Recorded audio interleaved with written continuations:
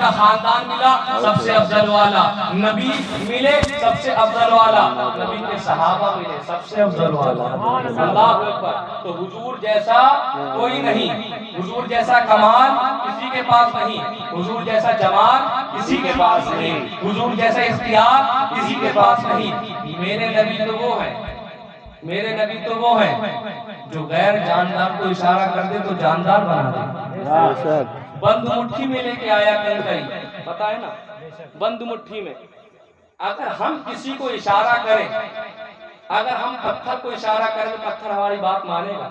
نہیں مانے گا۔ اگر ہم کسی درخت کی طرف اشارہ کر دیں درخت ہماری بات مانے گا؟ نہیں۔ ارے باپ بیٹے کی نہیں سنتا، بیٹا باپ کی نہیں سنتا، باپ کہے بیٹا ادھر آؤ ادھر آؤ، بیٹا گیم کھیلنے میں مصروف ہے کہاں توجہ دیتا ہے، ماں کہہ رہی ہے بیٹا پانی لا دے گلاس، بیٹا اپنے گیم میں مصروف ہے، موبائل میں مصروف ہے، امی ابھی لا رہا ہوں، وہ یہاں کسی کی سنتا ہے؟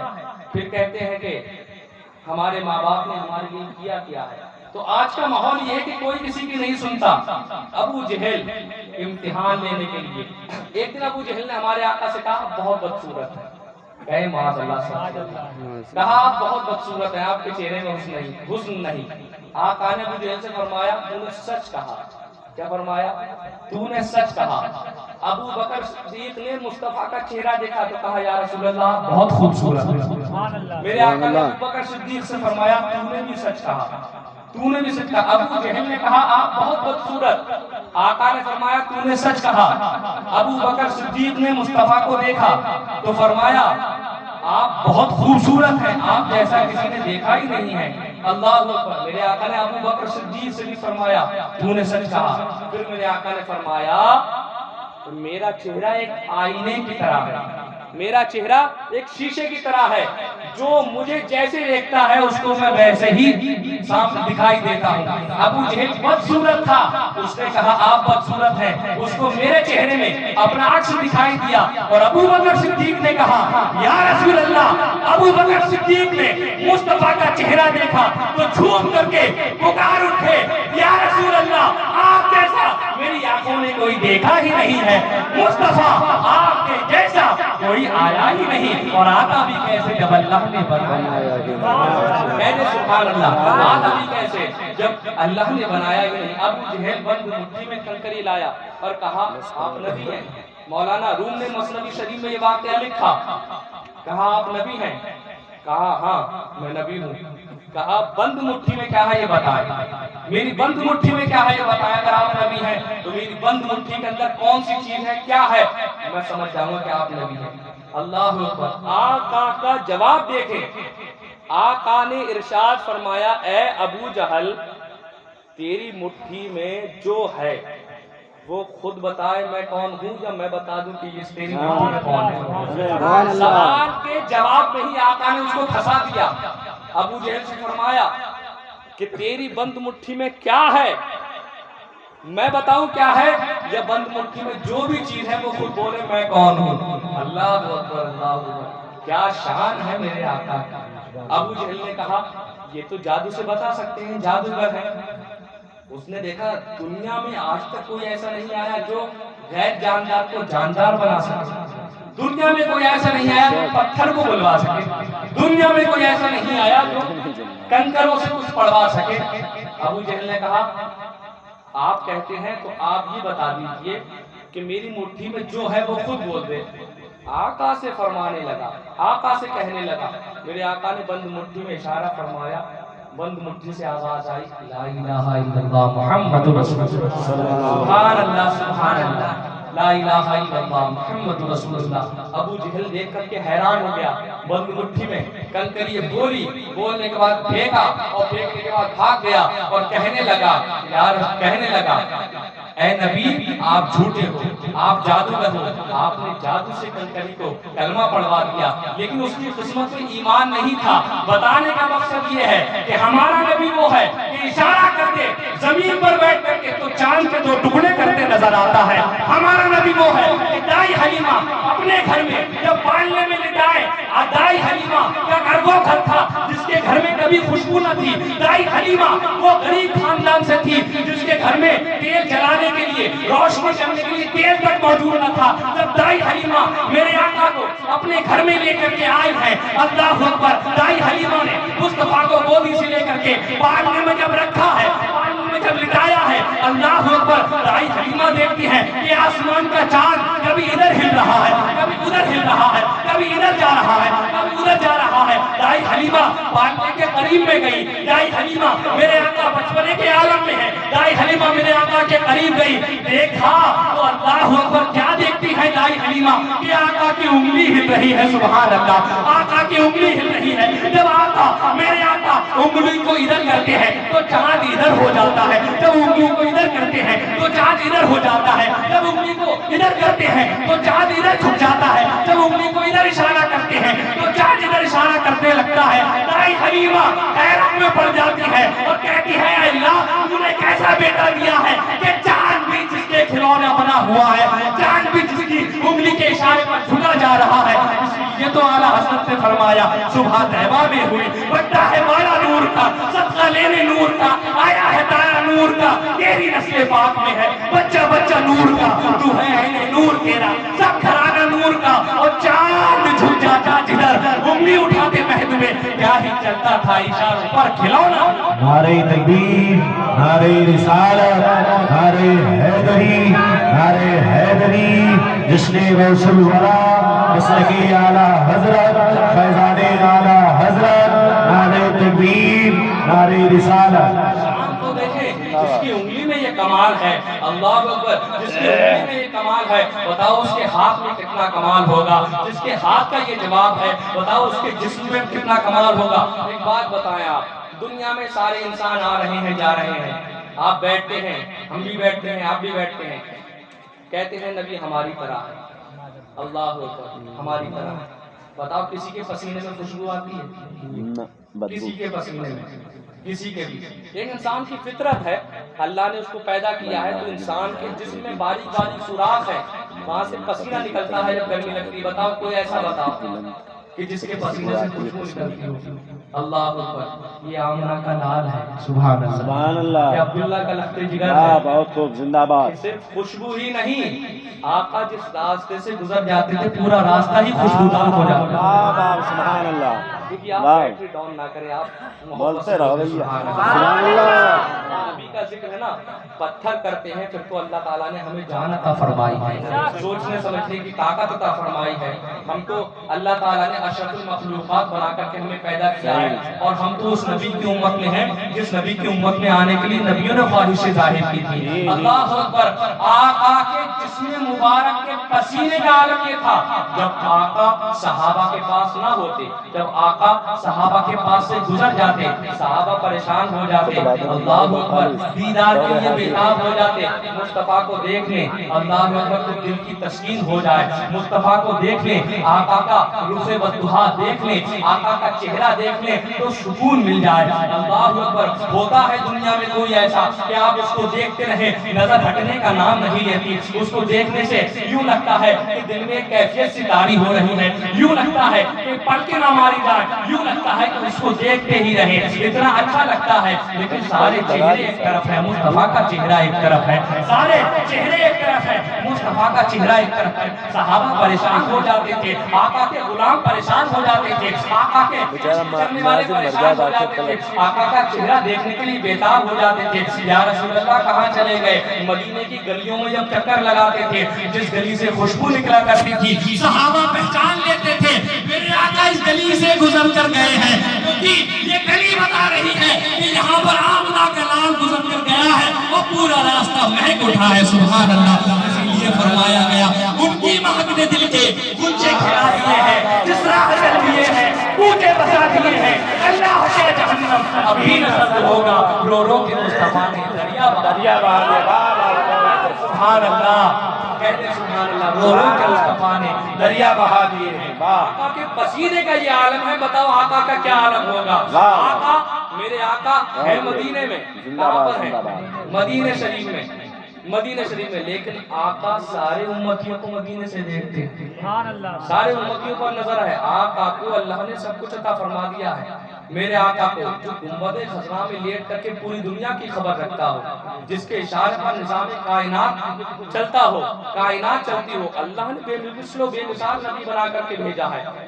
ایک صحابی تھے جن کا نام تھا حضرت ربیعہ ابن کعب الاسلمی، مسلم شریف کی حدیث پاک ہے۔ آقا کے بڑے پاس رہتے تھے۔ توجہ ہے آپ کی؟ جی میں بول رہا ہوں، آپ کے سمجھ میں آ رہی بات؟ مائک پرابلم تو ایسا نہیں ہے، اوپر سے جا رہی ہے بات، سمجھ میں آ رہی ہے؟ ایک صحابی تھے جن کا نام تھا حضرت ربیعہ۔ کیا نام تھا؟ ربیعہ۔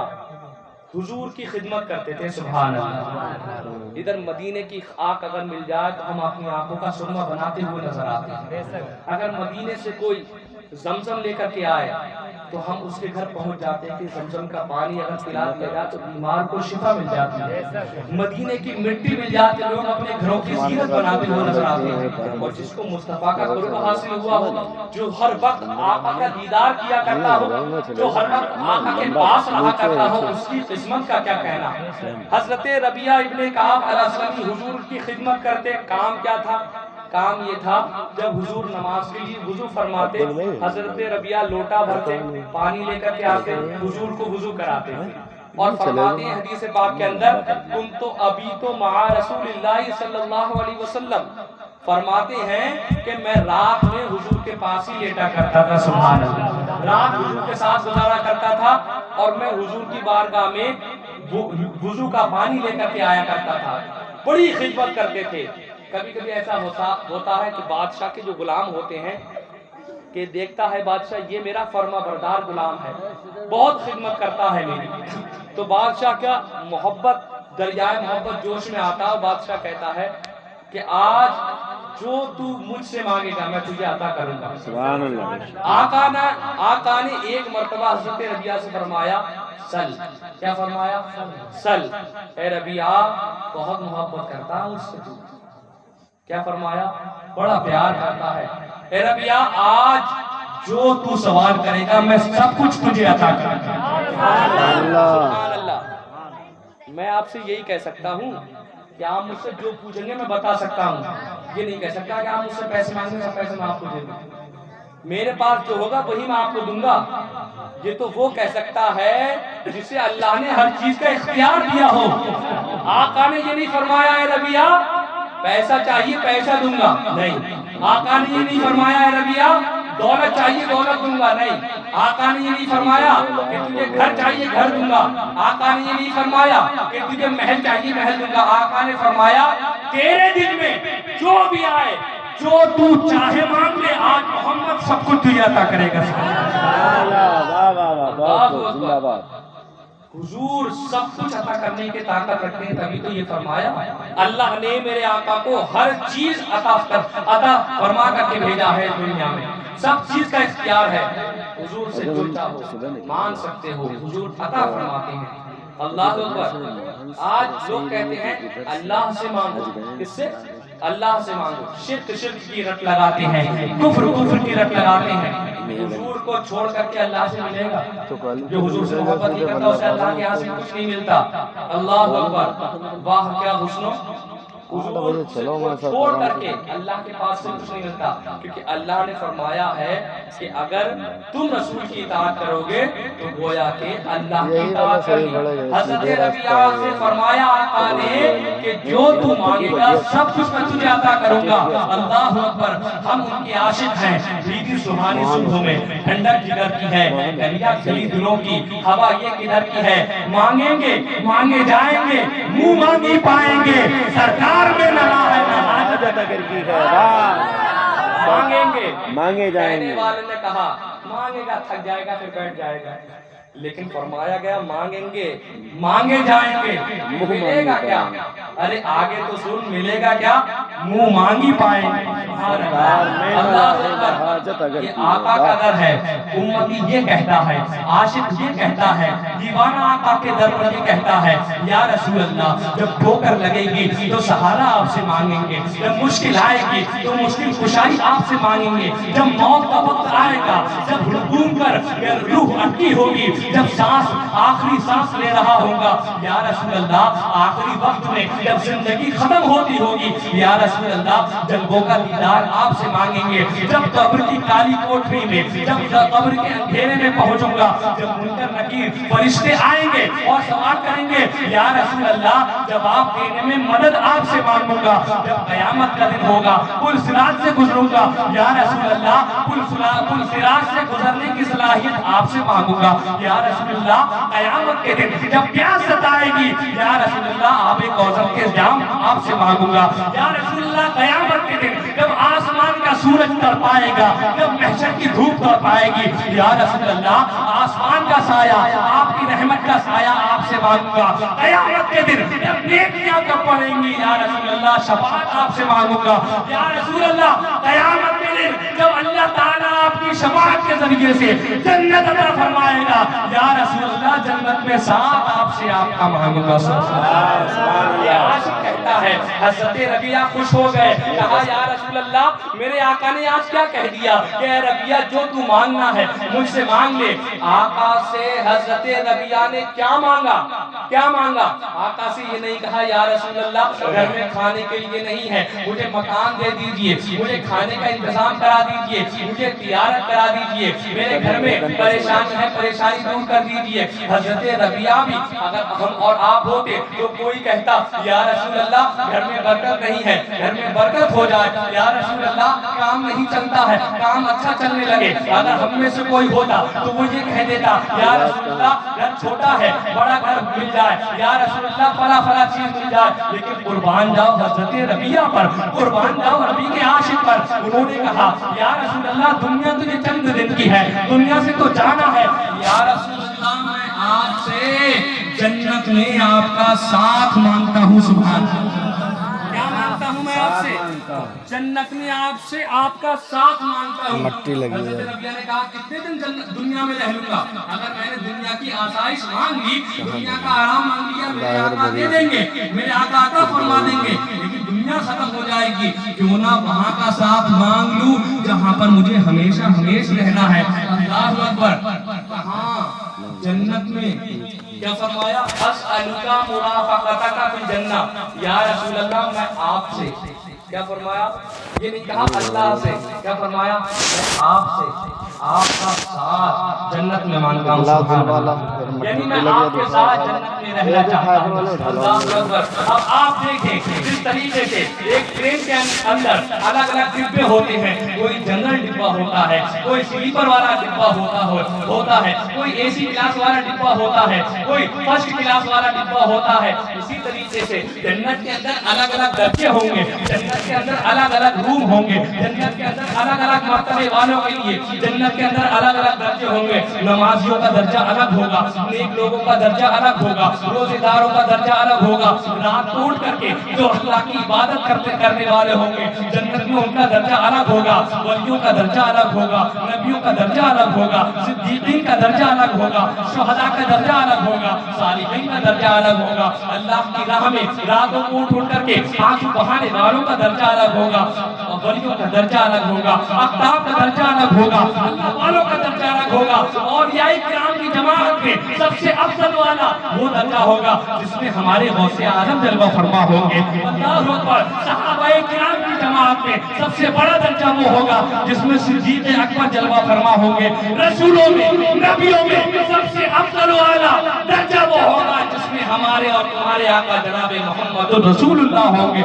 हज़रत रबिया ने कौन सा दर्जा मांगा है? जो सबसे हाई क्वालिटी का है, जो सबसे हाई लेवल का है, जो सबसे ऊंचा दर्जा है, उसमें जन्नत में आका ने नहीं फरमाया ऐ रबिया तूने बहुत ऊंचा दर्जा मांग लिया, तूने बहुत ऊंची क्वालिटी का दर्जा मांग लिया, तूने बहुत ऊंची लेवल का दर्जा मांग लिया। आका ने हज़रत रबिया से फरमाया ऐ रबिया जा मैंने तुझे जन्नत में साथ दिया, अगर तुझे कुछ और मांगना है वो भी बता दे। हज़रत रबिया ने कहा या रसूल چاہیے. آپ نے مجھے جنت میں ساتھ دے دیا, مجھے دنیا کی ساری چیزیں مل گئی. اللہ اکبر, جہاوانی عطا کر دے, بھری جنت ہبا کر دے. نبی مختار کل ہے جس کو جو چاہے, نبی مختار کل ہے جس کو جو چاہے عطا کر دے. سرکار کا در ہے, در شاہ تو نہیں ہے, جو مان لیا اور بھی کچھ مان. جو لوگ یہ کہتے ہیں کرم ان کا ہے محدود, ان لوگوں کی باتوں پہ لگا. اور بھی کچھ مان, اور بھی کچھ مان. کیا دے سکتے ہیں, کیا کچھ وہ دے نہیں سکتے, کیا دے سکتے ہیں, کیا کچھ دے نہیں سکتے. یہ بحث نہ کر, ہوش لیا اور بھی کچھ مان. آقا کی شان, آقا کی بارگاہ میں کوئی آئے خالی نہ ہوگا. میرے آقا خود تو فاقہ کرنے والے لیکن دوسروں کو کھلانے والے. آقا کا گھر تو وہ گھر ہے دنیا کو کھلایا, اپنے پیٹ پہ پتھر باندھ کر کے زندگی گزاری, اپنے پیٹ پر پتھر باندھ کر کے زندگی گزاری.